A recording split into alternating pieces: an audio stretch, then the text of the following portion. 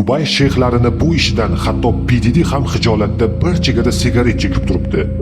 Maxfiy Porto Party bazmlaridan dahshatli kadrlar paydo bo'ldi. Agar siz hali bu haqida eshitmagan bo'lsangiz, tushuntirib beraman.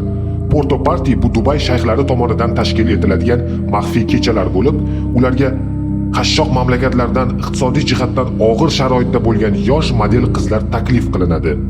Bu kechalarga kelgan qizlar katta pul topishiga, hashamatli hayot kechirishga ishonishgan, ammo haqiqat butunlay boshqacha. Internetda bu haqida turli xil shov-shuvlar yuribdi. Unga ko'ra, sheyxlarning bazmiga kelgan qizlarni zo'rlangani bu shunchaki holva ekan. Bazmlarda sheyxlardan tashqari tuyalar ham bor ekan. O'ylaymanki, gap nimada ekanligini siz tushundingiz. Va yana eng dahshati, qizlarga majburan Nutella yedirilgan ekan. Qo'shtirnoq ichidagi Nutella. Bu voqea haqidagi xabarlar 2022-yilda tarqalgan, lekin hech kim bunga ahamiyat bermagan. Qizlar asosan Hindiston, Rossiya va Ukrainadan. Shu o'rinda qizlarga bitta gap. Qizlar, ko'p ham xom xayollarga berilmanglar. O'sha arablarni sizlarga ko'zi uchib turgani yo'q. O'zingizlarni qadr-qimmatinglarni bilinglar. Ularning ko'pchiligi maishatparast.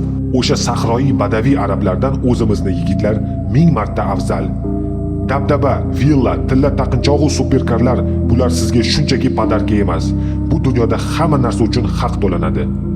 Afsuski, bu voqealarni kadrlarini ko'rsatib bo'lmaydi. Platforma bunday kontentlarni darhol bloklaydi.